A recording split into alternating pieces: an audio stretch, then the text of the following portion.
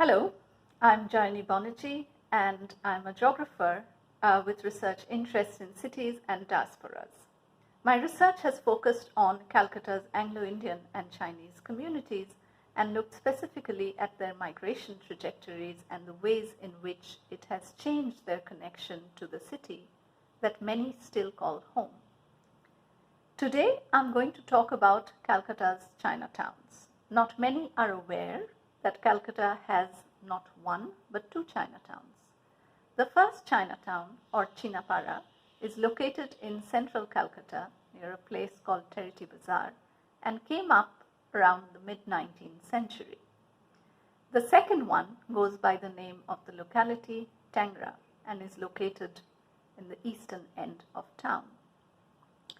Wider literature has focused on Chinatowns across the world as visual landscapes in the city. However, Calcutta's Chinatowns are a bit different. Enmeshed within the urban fabric of Calcutta, the Chinatowns in this city are not separate touristic entities, but instead uphold a way of living alongside different communities. I will use three examples that enable us to view Calcutta's Chinatowns through this different lens. The first example is a building that houses the Tung On Association. You see the photo of the door of the association. Regional associations are very typical of overseas Chinese communities, and they are, in the early days of migration, they provided migrants with the support system to find jobs and accommodation in a new city. While most of Calcutta's Chinese migrants came from southern part of China, these regional associations add different layers to a broader Chinese identity. Many of these regional associations in Calcutta have a temple dedicated to a deity. Popular narrative explains this by highlighting the importance of religious places in India and how these temples assure permanence within the permanence of buildings within these cities. The building that houses the Tung On Association became an iconic one. And you have a photo here, and you see this was in early 2000s, and it stood at that time in great disrepair. The building was also famous for another reason. It was the site of a very well-known Chinese restaurant called Nanking Restaurant. And stories mention that it was a favorite haunt of Bollywood stars, and some remember Raj Kapoor waving from this very window that you see on the photo. The restaurant shut down sometime in the 1980s and fell into disrepair. A bitter property dispute erupted around 10 years ago, and the building was almost sold to a non-Chinese.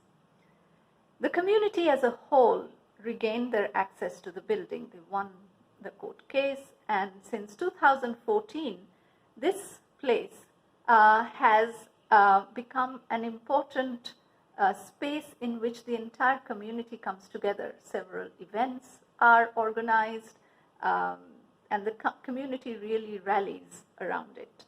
At around the same time when the property dispute was going on, the Chinese community also rallied to get a garbage dump that was right in front of the building removed.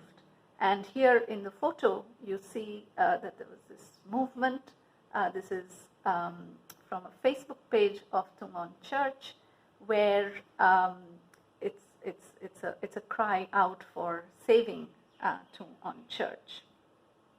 So from a site of just the regional subgroup, this building over time has evolved as a space through which the Chinese community came together and shaped their interaction with others.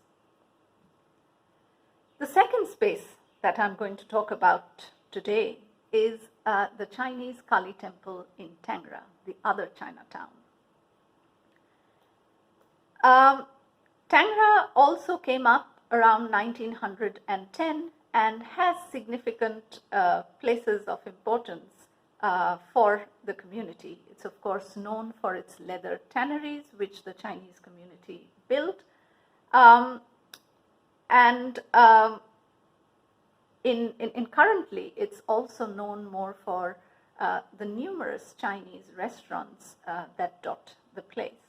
The places of significance to the community include the Pimei Chinese School, and this photo shows the first site of the school. It is now a market, though the symbol, the gate remains. The modern school looks like this in the other photo. The importance of the Chinese Kali temple within the community point to a syncretic cultural identity, and many stories abound as to why this temple was set up. There isn't really any historical evidence about this, but stories range from how this Burmese man who was adopted by a Hakka community, and Hakka is a smaller subgroup within the Chinese migrant group. In Calcutta, the Chinese were either mostly from the Cantonese or the Hakka group, although there were migrants from the Hubei region, from Shanghai region, and others. Tangra is overwhelmingly populated by Hakka Chinese. So stories go that this Burmese man who was adopted by a Hakka family found stones that resemble Shivlingas and decided to create the temple. Other stories talk about how a woman prayed for a child and got a child after many years. Another story talks about how a man's visa to Canada got rejected several times, and after praying to the temple, his wishes got fulfilled. Changxing writes that the Chinese probably started worshipping Kali as a fertility goddess because there was none in their pantheon. But it remains unclear as to whether this belief was connected to the construction of this shrine. It's interesting to note how the beginnings of the Chinese Kali temple was rooted in neighborhood stories and not just a wider belief in a religious system. The Chinese also, while there is a priest, the Chinese also do worship and participate in the temple activities. During Chinese New Year, the New Year parade begins after praying to Kali at this temple. So finally, the last story that I'm going to talk about is a narrative from an interview that I did in Toronto, where I followed many Calcutta Chinese and Anglo-Indians who had migrated. And it's a story about Chinese shoe shops. Again, the shoes made by the Chinese in Calcutta were very famous. And this story was told to me by an Anglo-Indian man who then lived in Toronto. And he was in an elevator one day. There were a group of young Chinese men, and he suddenly found that one young Chinese man was staring at his shoes. And while getting out of the elevator, this young Chinese man asked the Anglo-Indian man, "Are you from Calcutta?" So the Anglo-Indian man was shocked, but still asked, "Why do you ask?" So this young Chinese man then said, "Because those are my Uncle Henry's shoes you're wearing." Henry's is a very well-known Chinese shoe shop in Newmarket in Calcutta. What's important and interesting is that such stories and such narratives chart a very different geography of Calcutta. One that is not just bound to the Chinatowns, but that also went beyond it.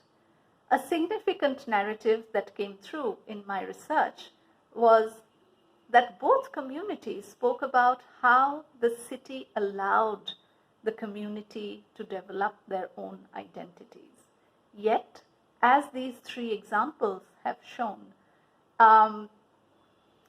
interaction went much beyond these community spaces and probably lend itself to this idea of Calcutta as a cosmopolitan city, an adjective that's used quite often historically. Thank you for listening in.